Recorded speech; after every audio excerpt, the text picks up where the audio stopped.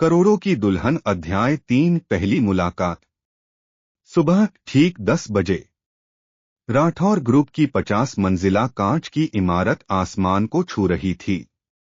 काले रंग की कार धीरे धीरे मुख्य गेट के सामने आकर रुकी। कार से सबसे पहले वकील उतरा। उसने पीछे का दरवाजा खोला। अवनी धीरे से नीचे उतरी। हल्के क्रीम रंग का साधारण सूट, सिर पर दुपट्टा, हाथों में पुराना बैग, चेहरे पर साफ डर।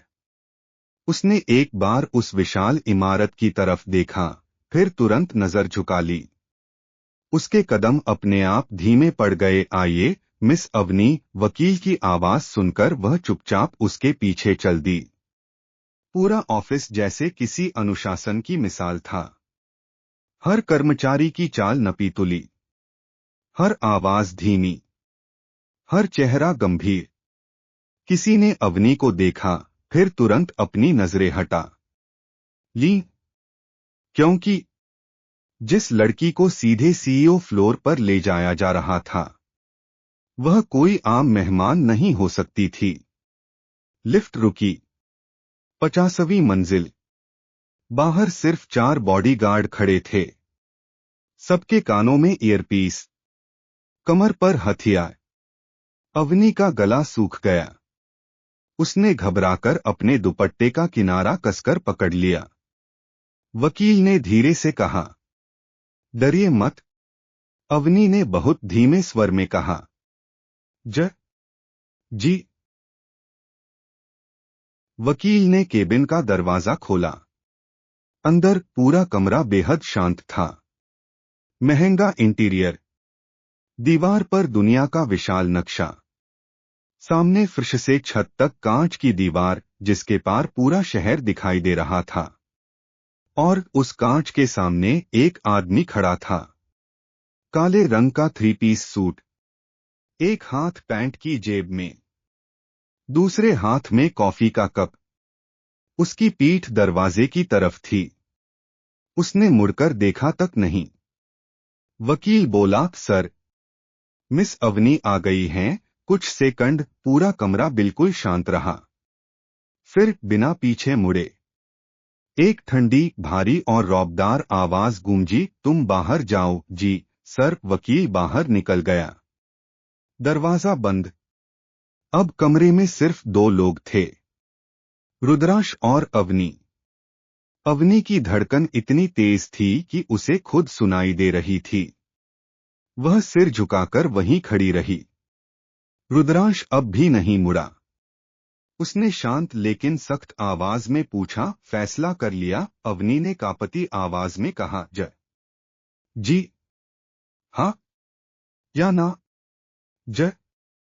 जी हाँ, बस। इतना सुनते ही रुद्रांश ने मेज पर रखी एक फाइल उठाई। अब भी बिना पीछे मुड़े उसने कहा, अच्छा, आज से तुम कॉन्ट्रैक्ट की सभी शर्तों का पालन करोगी? जी सर। एक बात याद रखना। उसकी आवाज पहले से भी ठंडी हो गई। मुझे झूठ पसंद नहीं, धोखा उससे भी ज्यादा नापसंद है। अगर कभी इनमें से कुछ किया तो मैं दूसरा मौका नहीं देता। अवनी के हाथ कांपने लगे। उसने सिर और नीचे झुका लिया। जी सर। रुद्रांश ने पहली बार हल्का सा सिर घुमाया, लेकिन पूरी तरह मुड़ा नहीं।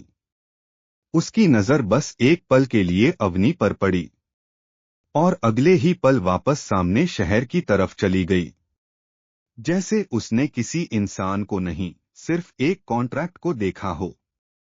उसने आखिरी बात कही, शाम 6 बजे मेरे वकील के साथ कोर्ट पहुंच जाना। शादी होगी बस। उसने फिर खिड़की की तरफ देखते हुए कहा, अब जा सकती हो। अवनी ने धीरे से कहा, जी सर, और कांपते कदमों से बाहर निकल गई। रुद्रांश ने एक बार भी उसे रोककर नहीं देखा। उसके लिए यह मुलाकात खत्म हो चुकी थी। लेकिन उसे नहीं पता था, जिस लड़की को उसने अभी सिर्फ एक कॉन्ट्रैक्ट समझकर विदा किया है, वही एक दिन उसकी पूरी दुनिया बदल देगी। अध्याय 3 पहली मुलाकात भाग 2। अवनी जैसे ही केबिन से बाहर निकली, उसके हाथ अब भी कांप रहे थे। उसने गहरी सांस ली। उसी समय वकील उसके पास आया। मिस अवनी, आइए, कोर्ट का समय हो गया है। जी। दोपहर 1 बजे। कोर्ट परिसर, पूरी जगह पहले से खाली करवा दी गई थी। चारों तरफ ब्लैक एसयूवी, सैकड़ों सिक्योरिटी गार्ड। किसी को समझ नहीं आ रहा था कि कौन आने वाला है। कुछ ही सेकंड बाद एक लंबी काली कार आकर रुकी। ड्राइवर ने दरवाजा खोला। रुद्रांश बाहर उतरा। ब्लैक 3 पीस सूट, चेहरे पर वही ठंडापन। उसने किसी की तरफ देखा तक नहीं, सीधे कोर्ट के अंदर चला गया। उधर अवनी पहले से वकील के साथ खड़ी थी। उसने जैसे ही रुद्रांश को देखा, उसका सिर अपने आप और नीचे झुक गया। दिल की धड़कन तेज हो गई। मैरिज रजिस्ट्रार के सामने दोनों आमने सामने खड़े थे। रजिस्ट्रार ने फाइल आगे बढ़ाई। साइन कीजिए। रुद्रांश ने बिना एक शब्द बोले फाइल उठाई, अपने हस्ताक्षर किए और फाइल वापस रख दी। फिर फाइल अवनी की तरफ बढ़ा दी गई। अवनी के हाथ कांप रहे थे। उसने एक पल के लिए रुद्रांश की तरफ देखा, लेकिन रुद्रांश की नजर उस पर नहीं थी। वह अपनी घड़ी देख रहा था, जैसे उसके पास एक सेकंड भी बर्बाद करने का समय नहीं था। अवनी ने धीरे से साइन कर दिए। रजिस्ट्रार मुस्कुराया। बधाई हो, अब आप दोनों कानूनी रूप से पति पत्नी हैं। कमरे में कुछ पल की खामोशी छा गई। तभी रुद्रांश ने पहली बार सीधा अवनी की तरफ देखा। उसकी आवाज हमेशा की तरह ठंडी थी। मेरे साथ आओ। जी। दोनों कोर्ट के एक प्राइवेट कॉन्फ्रेंस रूम में पहुंचे। अंदर सिर्फ रुद्रांश, अवनी और उसका वकील था। रुद्रांश ने मेज पर एक और फाइल रखी। यह कॉन्ट्रैक्ट की अंतिम प्रति है। अवनी ने धीरे से सिर हिलाया।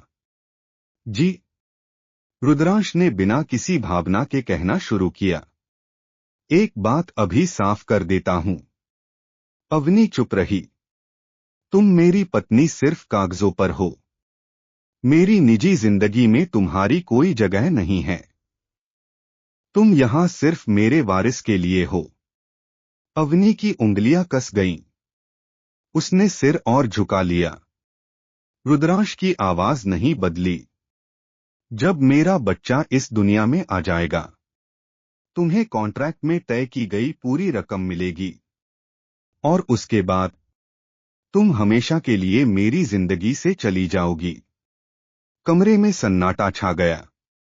अवनी की आंखें नम हो गईं, लेकिन उसने सिर नहीं उठाया। बस धीमे से बोली, जी। रुद्रांश ने उसे गौर से नहीं देखा। उसने वकील की तरफ देखकर कहा, आज ही इन्हें राठौर मेंशन ले जाया जाए और डॉक्टर मेहरा को बुलाओ। वकील बोला, जी सर। रुद्रांश ने आखिरी बार कहा, वारिस चाहिए, कोई गलती नहीं होनी चाहिए। इतना कहकर वह बिना पीछे देखे कमरे से बाहर निकल गया। अवनी वहीं खड़ी रह गई, सिर झुकाए। उसके कानों में सिर्फ एक ही बात गूंज रही थी, मेरी जिंदगी में तुम्हारी कोई जगह नहीं है। पहली मुलाकात भाग 3। कोर्ट से निकलते ही 10 से ज्यादा काली लग्जरी गाड़ियां एक साथ राठौर मेंशन की ओर बढ़ने लगीं। सबसे आगे रुद्रांश राठौर की रोल्स रॉयस फैंटोम, बाकी सभी गाड़ियां उसकी सुरक्षा में थीं। करीब 1 घंटे बाद लोहे का विशाल गेट अपने आप खुला। राठौड़ मैंशन। अंदर सैकड़ों एकड़ में फैला महल, चारों तरफ हथियारबंद सिक्योरिटी, सीसीटीवी और हर कोने पर कमांडो। अवनी ने खिड़की से बाहर देखा। उसका दिल जोरों से धड़कने लगा। क्या अब यही मेरा घर है? कार रुकी। रुद्रांश उतरा।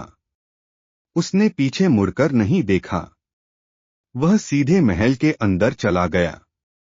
अवनी चुपचाप वकील के पीछे पीछे चल दी। महल के अंदर पूरा स्टाफ 2 कतारों में खड़ा था। Welcome sir. रुद्रांश बिना रुके आगे बढ़ गया। तभी उसका निजी सचिव आया। सर, मेडिकल टीम पहुंच चुकी है। रुद्रांश ने बिना उसकी तरफ देखे कहा। Conference medical wing? जी सर। महल के अंदर ही एक पूरा प्राइवेट मेडिकल विंग था। दरवाजा खुलते ही करीब 12 महिला डॉक्टर सफेद कोट में खड़ी थीं। साथ में नर्सिंग स्टाफ भी मौजूद था। जैसे ही रुद्रांश अंदर आया, सभी डॉक्टर एक साथ खड़ी हो गईं। Good evening sir. कमरे में सन्नाटा छा गया। रुद्रांश ने केवल एक नजर पूरी टीम पर डाली। बस उतना ही काफी था। टीम की लीड डॉक्टर तुरंत आगे आई। सर, हम तैयार हैं। रुद्रांश की आवाज हमेशा की तरह ठंडी थी। पूरी जांच कीजिए। रिपोर्ट मुझे चाहिए। जी सर। इसके बाद महिला डॉक्टरों की टीम अवनी को सम्मान से अंदर ले गई। मैडम, घबराइए मत। अवनी ने धीरे से सिर हिलाया। जी। कुछ समय बाद सभी जांच पूरी हो चुकी थी। पूरी मेडिकल टीम फिर से कॉन्फ्रेंस रूम में खड़ी थी। लीड डॉक्टर के हाथ में रिपोर्ट थी। रुद्रांश सामने खड़ा था। उसकी आंखों में वही ठंडापन, वही सख्ती। डॉक्टर ने रिपोर्ट खोलते हुए कहा, सर, सभी मेडिकल रिपोर्ट सामान्य हैं। लेकिन मैडम का वजन उनकी उम्र और लंबाई के हिसाब से थोड़ा कम है। स्वस्थ गर्भधारण और स्वस्थ बच्चे के लिए पहले इनके पोषण और स्वास्थ्य पर ध्यान देना बेहतर रहेगा। कमरे में फिर सन्नाटा छा गया। रुद्रांश ने सिर्फ एक सवाल पूछा, कितना समय? लीड डॉक्टर ने बिना झिझक जवाब दिया, लगभग 1 से 2 महीने सर। सही खानपान, आराम और नियमित देखभाल के बाद स्थिति बेहतर हो सकती है। कुछ सेकंड तक रुद्रांश चुप रहा। फिर उसने अपने सचिव की तरफ देखा। आज से इनकी डाइट चार्ट, दवाइयां और जो भी मेडिकल केयर चाहिए, सब शुरू हो। किसी तरह की कमी नहीं होनी चाहिए। जी सर। फिर पहली बार उसने अवनी की तरफ देखा। तुम्हारा कमरा दूसरी मंजिल पर है, मेरा तीसरी पर। बिना वजह मेरे फ्लोर पर मत आना। अवनी ने तुरंत सिर झुका लिया। जी सर। रुद्रांश बिना एक पल रुके मुड़ा और अपने विंग की ओर चला गया। उसके जाते ही महल में फिर वही खामोशी लौट आई। अवनी ने पहली बार महसूस किया,